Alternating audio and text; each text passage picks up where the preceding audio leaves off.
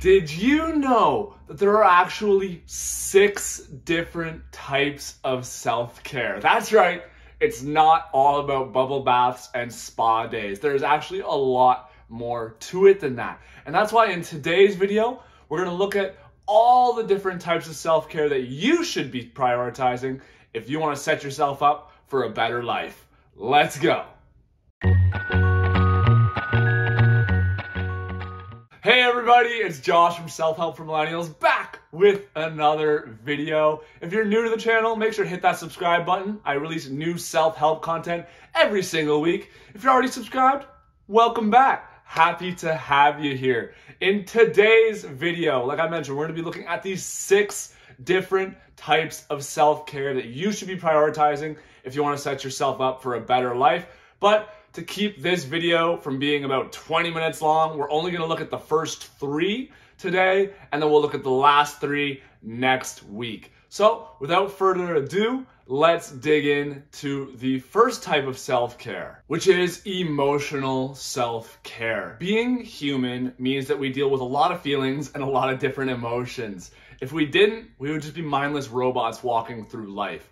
So it's no surprise that taking care of your emotional needs is an important part of any self-care plan.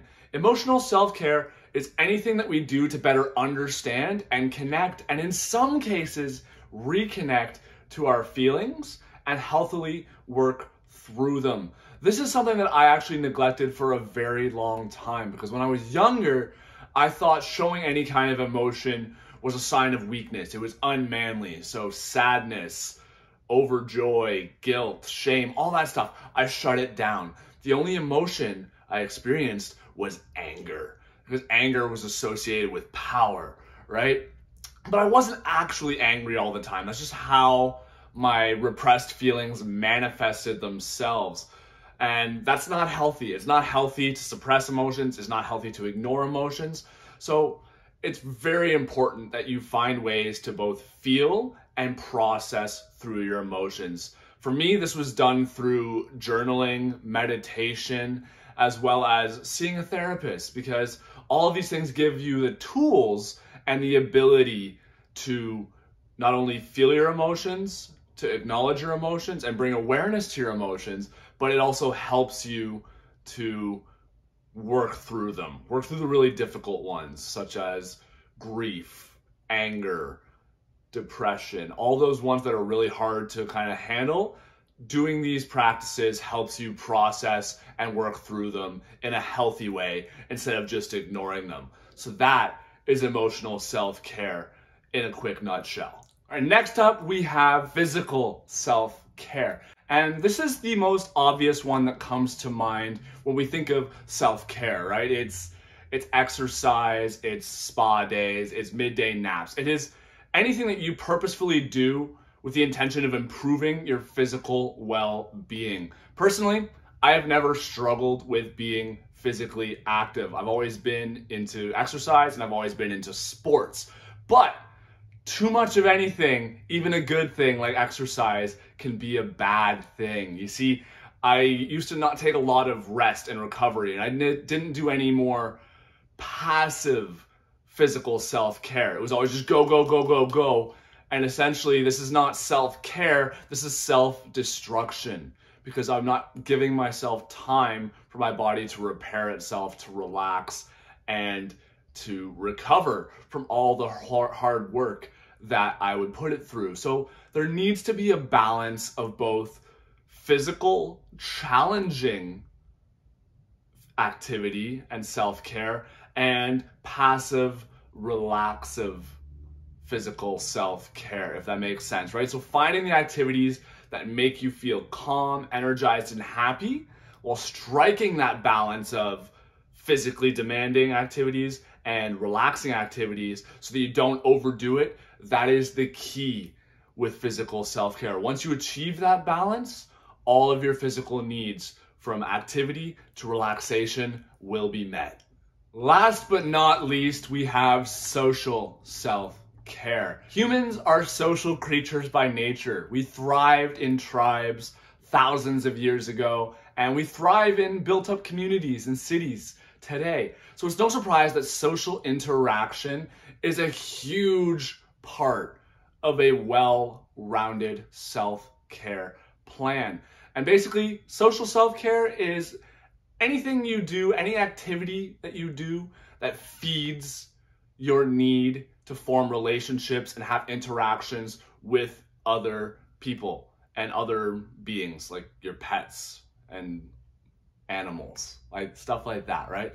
And the importance of this has been made abundantly clear in this last year, our need for that social self-care, because in a study of people aged 18 to 29, 42% of the survey group reported anxiety due to lack of social interaction, and 36% of that same group reported feelings of depression due to social isolation. So social interaction is that important. When we go without it, we become very anxious and we become very depressed. And unfortunately, during those times of feeling overwhelmed or feeling like your world's in chaos, we tend to withdraw from the people that care about us most. I know that I am very guilty of this. Whenever my life is crazy, whenever everything's just going a million miles per minute, instead of turning to my family, turning to my friends who are there and want to support me, I pull away. I retreat inside myself. And this actually just makes everything worse. Because as you can see, when we are isolated from our peers, from our social circles, we get even more anxious and we get even more depressed.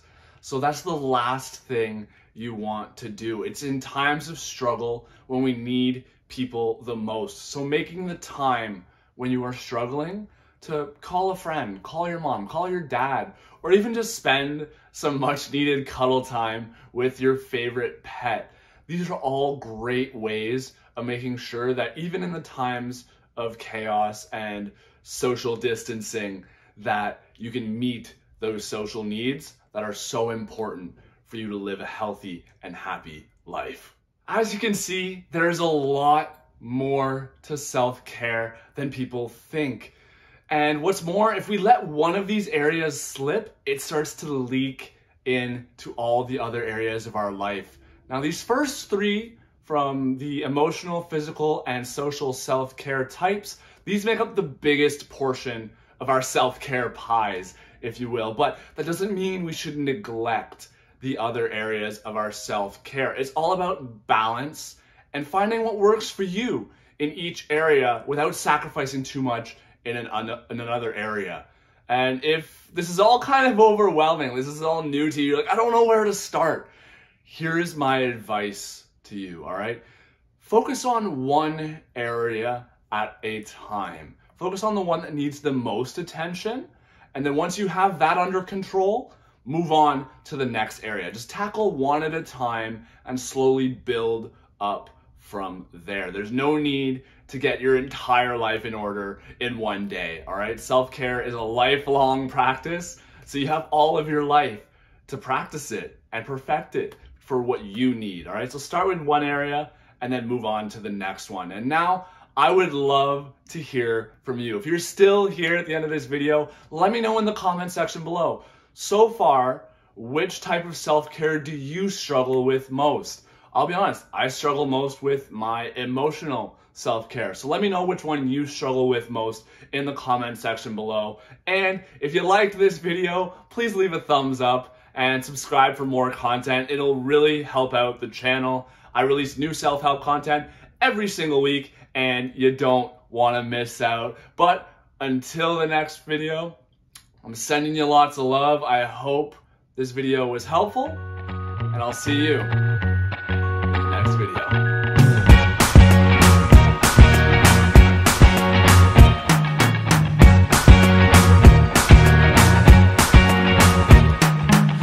Forget the day we met, your eyes so blue, me piercing through. I can't forget the day we met.